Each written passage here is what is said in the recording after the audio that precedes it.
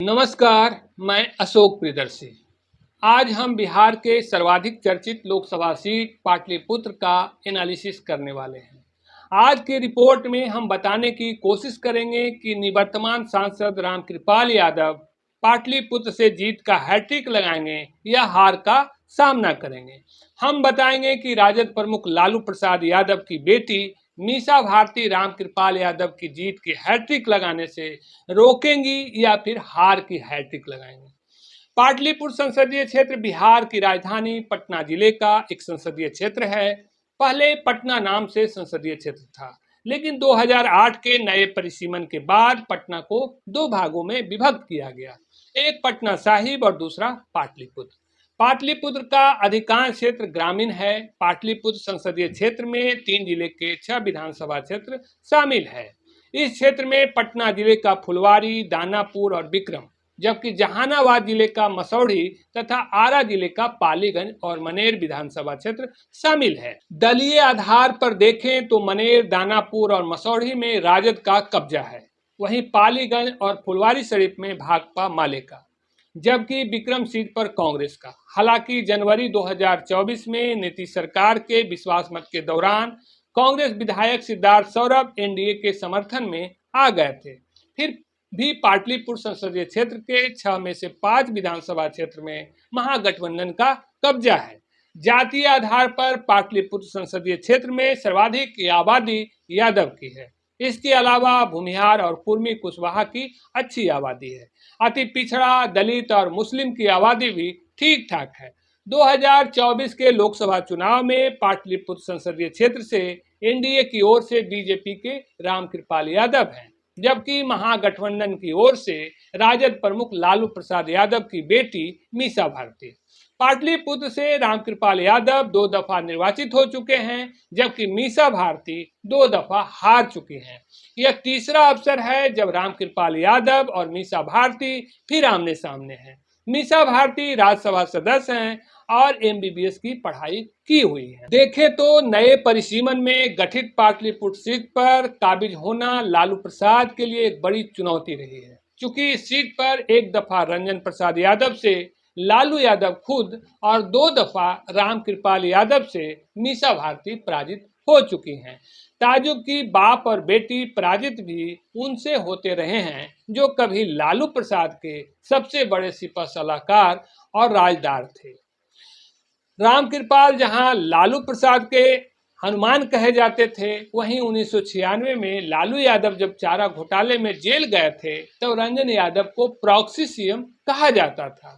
लेकिन लालू प्रसाद से रंजन यादव और रामकृपाल की दोस्ती जब सियासी दुश्मनी में बदल गई, तब यह भी उदाहरण बन गया। रंजन यादव ने लालू प्रसाद को, जबकि रामकृपाल ने मीसा को पाटलिपुत्र पर काबिज नहीं होने दिया।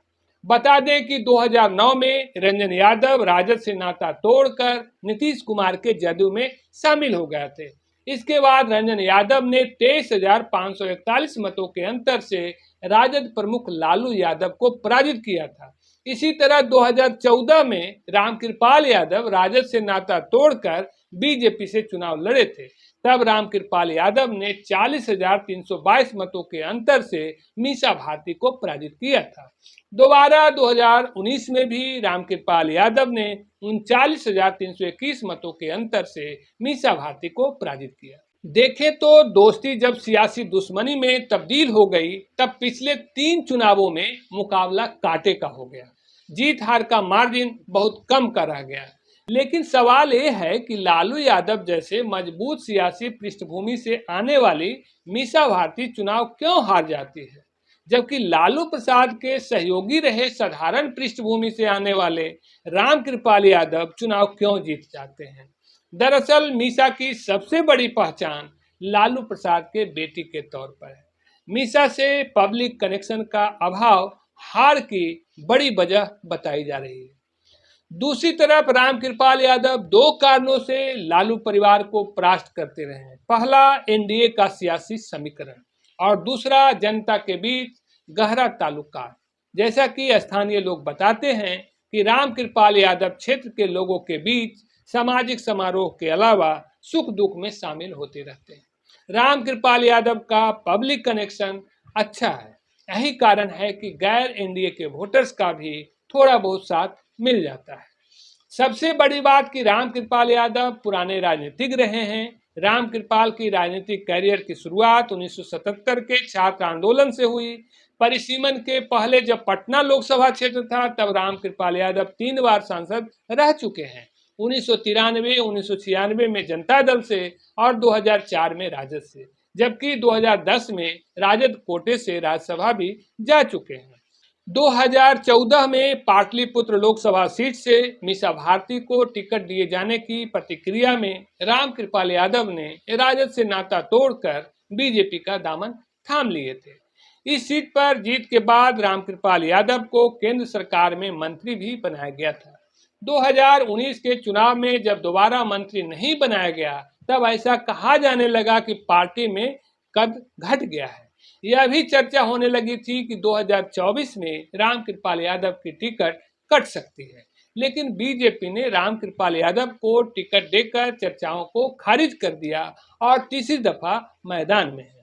हालांकि 2024 के चुनाव में पाटलिपुत्र पर काबिज होने के लिए लालू प्रसाद ने तगड़ी राजनीति अपनाई है।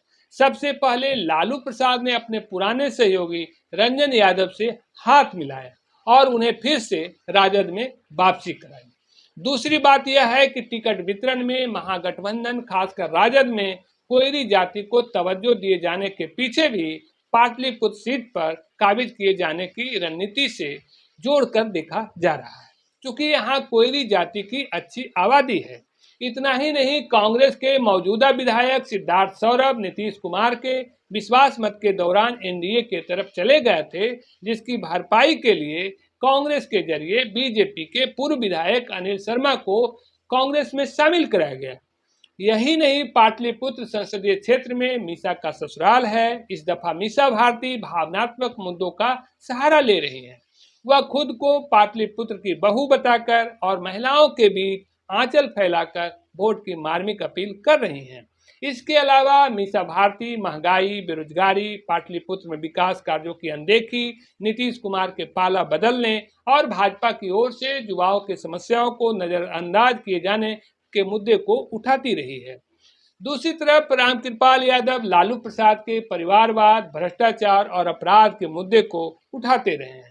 इसके अलावा नरेंद्र मोदी की गारंटी और नीतीश कुमार के सुशासन के आधार पर लोगों से वोट की अपील करते रहे हैं। वैसे तो नेताओं का उत्साह काफी देखने को मिल रहा है, लेकिन उस हिसाब से वोटरों का उत्साह नहीं दिख रहा। ऐसा इसलिए कि एक तरफ रामकृपाल यादव के खिलाफ एंटी इनकम्बेंसी है, तो दूसरी तरफ मीसा भारती को तीसरी दफा उम्मीदवार बनाए जाने से एक हिस्सा में निराशा है। पाटलिपुत्र से दानापुर के विधायक रिटलाल यादव को टिकट मिलने की चर्चा थी, लेकिन ऐसा नहीं हुआ। जाहिर तौर पर मुकाबला काफी संघर्षपूर्ण है। हर कोई जीत के दावे कर रहे हैं, लेकिन देखें तो पाटलिपुत्र सीट पर रामकृपाल और मीसा की लड़ाई जीत और हार की हैट्रिक की है। ऐसे में यह देखना दिलचस्प होगा कि इस दफा रामकृपाल यादव के जीत की हैट्रिक को मीसा भारती रोक पाती है या फिर हार की हैट्रिक का सामना करेंगी।